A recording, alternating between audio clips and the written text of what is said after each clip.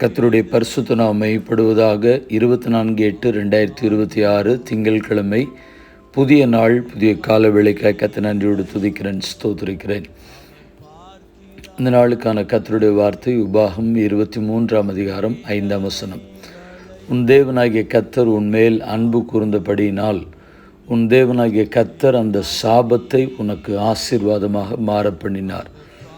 Turn the curse into a blessing for you because the Lord your God loves you. சாபத்தை ஆசீர்வாதமாக மாற்றும் தேவன் என்கிறதான வார்த்தைகளிலே உங்களோடு கூட ஒரு சில வார்த்தைகளை வேதத்தின் மூலமாக ஞாபகப்படுத்திவிட்டு நாம் இணைந்து தேவ சமூகத்தில் ஜெபிப்போம். கர்த்தருடைய நாமம் மையப்படுவதாக. மனிதர்கள் இன்றைக்கு சாபமான வார்த்தைகளை மனிதர்கள் மேல் கூறுகிறார்கள். ஆனால் ஆண்டவர் சொல்லுகிறார், நான் உன்மேல் அன்பு வைத்திருக்கிறபடினால் உன்மேல் கூறப்படுகிற சொல்லப்பட்ட சாபங்களை ஆசீர்வாதமாக மாற்றுவேன் என்று கர்த்தர் சொல்லுகிறார்.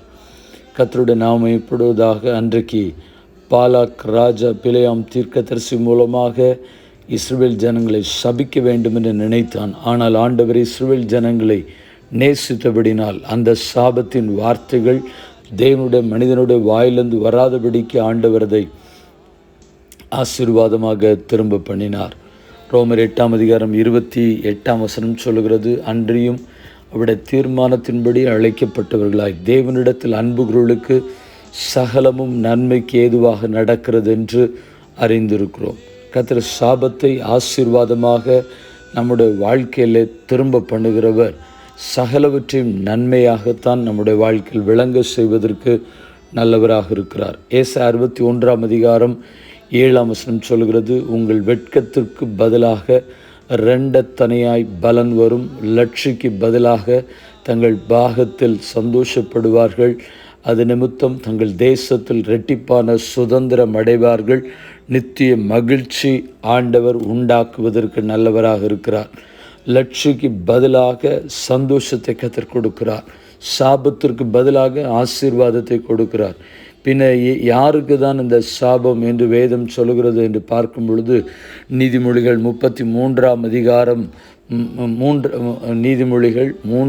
33ஆம் வசனத்தில், துன்மார்க்கனுடைய வீட்டில் கர்த்தரின் சாபம் இருக்கிறது, நீதிமான்களுடைய வாசஸ்தலத்தையோ அவர் ஆசீர்வதிக்கிறார். ஆம் பிரியமானவர்களே, தேவன் நம்முடைய வாழ்க்கையில் காணப்படுகிற எல்லா விதமான சாபங்கள், பரம்பரை சாபங்கள், ஆசீர்வாதத்தை தடுத்து வைத்திருந்த காரியங்கள் எல்லாவற்றையும் கர்த்தர் முறியடித்து கர்த்தருடைய ஜனங்களாகி உங்களுடைய வாழ்க்கையிலே தேவன் ஆசீர்வாதத்தை பலமாய் வருஷிக்க பண்ணுவாராக. வேதத்தில் சொல்லப்பட்டிருக்கிறது, மரத்திலே தூக்கப்பட்ட எவனும் சபிக்கப்பட்டவன் என்று எழுதியிருக்கிறபடி நியாயப்பிரமாணத்தினுடைய சாபங்களுக்கு நம்மை நீங்களாக்கும்படியாய் இயேசு சாபமானார் என்று வேதம் நமக்கு சொல்கிறது. கர்த்தருடைய நாமம் மையப்படுவதாக. ஒருவேளை இந்த வார்த்தைகளை கேட்டு கொண்டிருக்கிற யாராக இருந்தாலும் சரி, கடந்த காலங்களிலே உங்கள் மேல் கூறப்பட்ட சாபத்தின் வார்த்தைகள், ஒருவேளை அது உங்களுடைய முற்பிதாக்களின் சாபமாக இருக்கலாம், அல்லாவிட்டால் உங்களுடைய பெற்றோரின் சாபமாக இருக்கலாம். கர்த்தருக்கு ஸ்தோத்திரம். காரணமே இல்லாமல் வேறொரு மனிதன் உங்கள் மேல் போடப்பட்ட சாபமாக இருக்கலாம். ஆண்டவர் இன்றைக்கு அந்த சாபத்தை எல்லாம் முறியடித்து ஆசீர்வாதத்தை கொடுப்பாராக. கர்த்தருக்கு ஸ்தோத்திரம் உண்டாகட்டும். ஒருவேளை நான் இப்படி சொல்வது சரியாக என்று எனக்கு தெரியவில்லை. முற்பிதாக்கள், அதாவது உங்களுடைய பெற்றோரை நீங்கள் விசனப்படுத்தினது நிமித்தமாக, யாரோ ஒரு மனிதனை நீங்கள் வேதனைப்படுத்தினது நிமித்தமாக அவர்கள் தங்களுடைய வேதனையிலும் துக்கத்தினாலும் உங்களை சாபமான வார்த்தைகளை சொல்லி அதனால் நீங்கள் பாதிக்கப்பட்டிருப்பீர்கள் என்று சொன்னால், அந்த தவறுக்காய் ஆண்டவரிடத்தில் மன்னிப்பு கேளுங்கள், ஆண்டவரிடத்தில் ஒப்புரவாகுங்கள். உங்களுடைய பெற்றோரிடத்தில் போய் மன்னிப்பு கேளுங்கள், உங்களால் பாதிக்கப்பட்ட மனிதரிடத்தில் மன்னிப்பு கேளுங்கள். அவர்கள் விடுகிற சாபங்கள் உங்கள் மேல் பலிக்காதபடி கர்த்தர் அவைகளையும் ஆசீர்வாதமாக மாற்றுவார். அவர்கள் ஒருவேளை மரித்து விட்டார்கள், நான் எங்கு போய் கேட்பது என்று சொல்லுகிற வேதனையோடு இருப்பீர்கள் என்று சொன்னால், நீங்கள் ஆண்டவரிடத்தில் உண்மையை மறைக்காமல் சொல்லி அழுது, ஆண்டவரே இப்படிப்பட்ட வார்த்தைகள் என் மேல் இருக்கிறது, இந்த சாபங்களுக்கு என்னை நீங்களாக்கும் என்று நீங்கள் கேட்கும் பொழுது ஆண்டவர் அவைகளுக்கு நீங்களாக்கி காப்பாராக.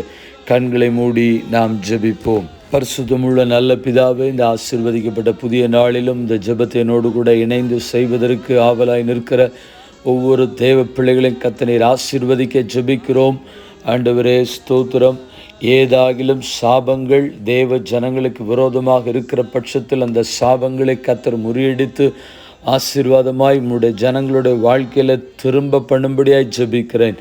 முற்பிதாக்களின் சாபமோ பெற்றோரின் சாபமோ காரணமே இல்லாமல் விட்ட சாபங்களோ எதுவானாலும் உம்முடைய ஜனத்தின் மேல் அது படாதபடிக்கு ஆண்டவரே அன்பு கூர்ந்தபடினால் ஒரு கர்த்தருடைய மனுஷனாகிய பிலேயாமுடைய வார்த்தை சாப வார்த்தை வந்துவிடக்கூடாது என்பதற்காய் அந்த சாபத்தை ஆசீர்வாதமாக மாற்றுவதற்கு என் தேவனால் முடியுமேயானால் பெற்றோராலோ முற்பிதாக்களினாலோ விடப்பட்ட சொல்லப்பட்ட சாபங்கள் அல்லாவிட்டால் காரணமே இல்லாமல் சாபங்களையும் கர்த்தர் முறியடித்து போடுவதற்கு நல்லவராய் இருக்கிறேன் என்பதை விசுவாசிக்கிறோம். எங்களுடைய வாழ்க்கையிலும் ஆண்டவரே ஏதாகிலும் அப்படிப்பட்ட சாபங்கள் இருந்தால் முறியடித்து அல்ல மரத்திலே எங்களுக்கு சிலுவையில் இந்த சாபத்தை முறியடித்தபடினால் அந்த ஆசீர்வாதத்தை சுதந்திரிக்கு கிருபை பாராட்டும் என்று சொல்லி பிதா குமாரன் பரிசுத்தாவி நாமத்தில் ஜெபித்து ஜெபத்தை ஏறெடுக்கிறோம். எங்கள் பரிசுத்தமுள்ள நல்ல பிதாவே, ஆமென். வாழ்த்துக்களுடன் ஜெபங்களுடன் pastor Jebadas. WhatsApp 9345353730. May Jesus bless you all. ஆமென். நேற்று கேள்வியும் பதிலும். நானும் என் சகோதரும் என் வேலைக்காரி விதமாக அவளுக்கு பணமும் தானியமும் கடன் கொடுத்திருக்கிறோம் என்று யார் யாரிடத்தில் சொன்னது? நெகேமியா 5:10 நெகேமியா பிரபுக்களையும் அதிகாரிகளையும் நோக்கி சொன்னது. இந்த நாளுக்கான கேள்வி, என் மேல் ஆசீர்வாதத்தை அல்ல சாபத்தை வரப்பண்ணி கொள்வேனே என்றான். யார் யாரிடத்தில் சொன்னது? மீண்டும் வார்த்தைகளுடன் ஜெபங்களுடன் நாளை தினத்தில் உங்களை சந்திக்கிறேன். கிருபை உங்களோடு கூட இருப்பதாக. ஆமென்.